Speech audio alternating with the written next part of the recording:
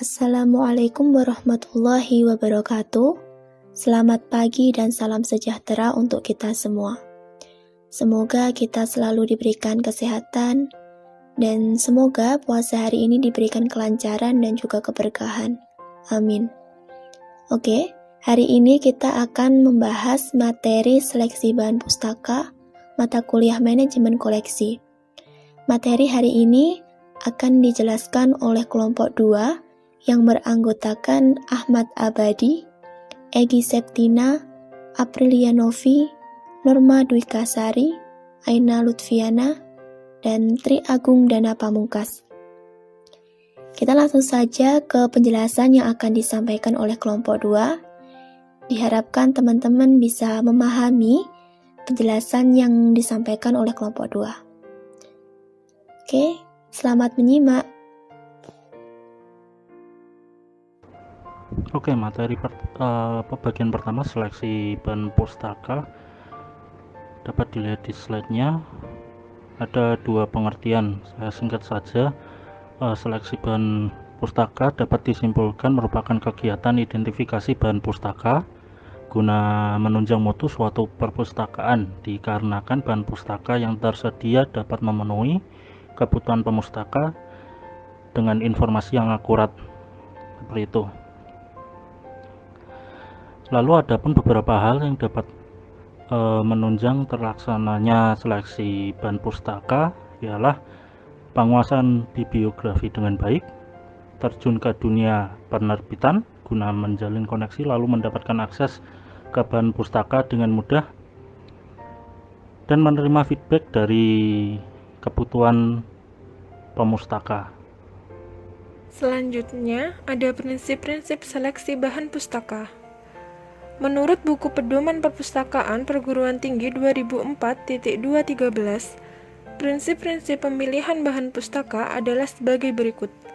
Yang pertama, pemilihan dilakukan dengan cermat oleh pihak yang berwenang, memilih berdasarkan skala prioritas. Yang kedua, pengadaan koleksi disesuaikan dengan program pendidikan yang dimiliki sekolah yang bersangkutan. Yang ketiga, bahan yang dipilih disesuaikan dengan kebutuhan pengguna yang terdiri dari siswa dan guru. Yang keempat, koleksi hendaknya lengkap, tidak saja buku wajib tetapi juga meliputi bahan-bahan berkaitan dengan program pendidikan. Yang kelima, bahan yang diadakan diusahakan bersifat mutakhir sesuai dengan perkembangan ilmu pengetahuan. Selanjutnya, sedangkan unsur lain dalam pandangan Siregar 1998. Prinsip pemilihan atau seleksi bahan pustaka terdiri dari: yang pertama, relevannya koleksi perpustakaan dengan fungsi dan tujuan, serta lembaga induk yang menaunginya. Yang kedua, unsur kelengkapan, menentukan mutu dan kualitas bahan pustaka yang berpedoman pada kelengkapan bahan pustaka yang dibutuhkan oleh pengguna. Yang ketiga, unsur kemutakhiran, perpustakaan harus berupaya menyediakan informasi yang sesuai dengan perkembangan ilmu pengetahuan. Yang keempat, orientasi kepada pengguna. Dengan mengutamakan kepentingan pengguna, perpustakaan dalam mengadakan koleksi bahan pustaka. Yang kelima, unsur kerjasama dengan berbagai pihak. Hal ini dilakukan agar bahan pustaka sesuai dengan kebutuhan pengguna. Dan yang keenam, menggunakan alat bantu seleksi untuk memudahkan proses dalam mengetahui informasi yang kompleks.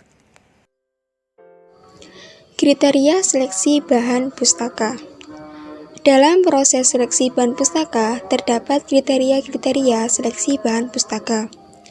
Kriteria seleksi bahan pustaka ini merupakan kebijakan perpustakaan yang dijadikan pedoman untuk pengadaan bahan pustaka. Secara umum, kriteria seleksi bahan pustaka yang digunakan oleh Wayne Dyer 2007 antara lain: A. Subjek, memastikan bahwa kebutuhan, keinginan, ataupun permintaan untuk subjek ini dipertimbangkan dengan cara membuat daftar prioritas atau urutan pembelian, serta menggunakan data statistik koleksi bahan pustaka. B. Potensi permintaan dan penggunaan. Potensi permintaan dan penggunaan cukup vokal dalam menentukan seleksi bahan pustaka perpustakaan. C. Kualitas pengembangan koleksi.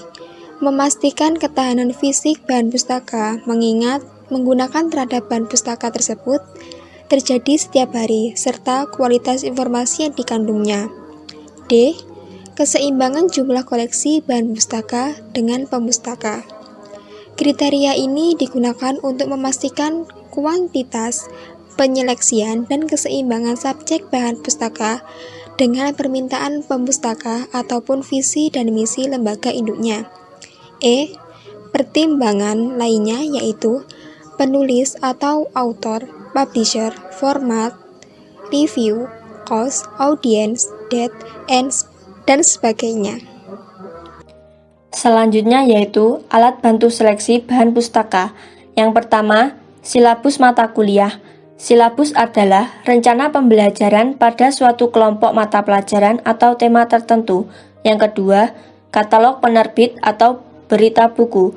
Katalog adalah daftar pustaka yang diterbitkan oleh penerbit atau perusahaan rekaman atau agen disertai harga yang diedarkan kepada masyarakat terutama ke perpustakaan maupun lembaga pendidikan. Yang ketiga, bibliografi.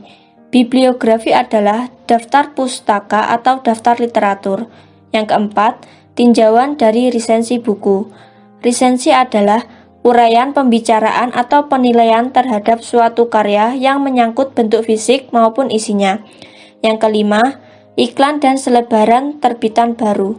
Iklan adalah pesan atau berita yang bertujuan untuk memberitahukan kepada masyarakat luas tentang produk atau jasa yang dimiliki oleh perusahaan. Yang keenam, book in print. Book in print adalah suatu terbitan yang berisi daftar monografi, terbitan berseri, maupun terbitan lainnya yang diterbitkan sebagai monograf. Yang ketujuh, pangkalan data. Pangkalan data adalah informasi yang disimpan dalam berkas komputer dan dapat diakses dari terminal lain meskipun berjarak jauh melalui jaringan telekomunikasi. Yang kedelapan, situs web. Situs web adalah suatu halaman web yang saling berhubungan yang umumnya berada pada peladen yang sama berisikan kumpulan informasi yang disediakan secara perorangan, kelompok, atau organisasi. Dan yang kesembilan yaitu katalog penerbit. Katalog penerbit adalah daftar pustaka yang diterbitkan oleh penerbit atau perusahaan rekaman atau agen disertai harga yang diedarkan kepada masyarakat, terutama ke perpustakaan maupun lembaga pendidikan. Pihak-pihak yang berwenang dalam seleksi bahan pustaka. Menurut pandangan Yulia, pihak-pihak yang berwenang melakukan seleksi bahan pustaka yaitu 1. Kepala sekolah atau wakilnya dan guru yang berhak melakukan seleksi di perpustakaan sekolah. Namun, pelajar juga boleh ikut serta menyarankan dengan dipertimbangkan kembali dengan kebutuhan sekolah. 2. Pada perpustakaan umum, Dewan Penasihat atau penyantun adalah pihak yang berwenang melakukan seleksi, serta tokoh masyarakat yang berada di sekitar perpustakaan umum tersebut.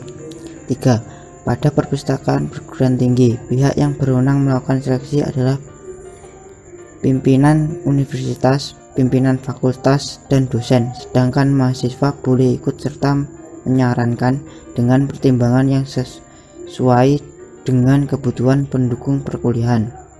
4. Perpustakaan khusus. Pihak yang berwenang melakukan seleksi adalah pimpinan institusi tempat perpustakaan bernaung dan orang-orang yang mengetahui dengan jelas kebutuhan institusinya. Oke, yang selanjutnya ini ada prosedur seleksi bahan pustaka. Ada 4 cara pemilihan bahan pustaka. Yang pertama, pemilihan dilakukan berdasarkan saran permintaan pemustaka perpustakaan. Yang kedua, pemilihan dilakukan menggunakan alat bantu seleksi. Nah, alat bantu seleksi ini yang sudah dijelaskan tadi seperti silabus mata kuliah, bibliografi, dan lain-lainnya. Lanjut yang ketiga, pemilihan dikerjakan dengan mengevaluasi secara langsung merujuk kepada report koleksi yang tersedia. Dan yang terakhir, berdasarkan hasil diskusi atau media komunikasi. Lanjut mengenai pemilihan atau seleksi bahan pustaka, terdapat beberapa prosedur dalam seleksi bahan pustaka. Antara lain, 1. Setiap orang atau unit pemakai perpustakaan dapat melakukan pemilihan baik atas inisiatif sendiri maupun permintaan perpustakaan. Caranya adalah dengan mengisi formulir yang telah disediakan oleh perpustakaan berisi data bibliografis yang lengkap. Yang kedua, setelah formulir diisi, kemudian diserahkan ke perpustakaan. Apabila usulan tersebut disetujui, maka formulir akan diberi paraf dan tanggal, lalu dikumpulkan dan dibuatkan daftar kolektif. Nah, baik, itu tadi adalah penjelasan yang sudah disampaikan oleh kelompok 2. Semoga teman-teman bisa memahami. Kalaupun ada yang belum dipahami, bisa ditanyakan di forum diskusi yang sudah disediakan di e-learning. Terima kasih. Wassalamualaikum warahmatullahi wabarakatuh.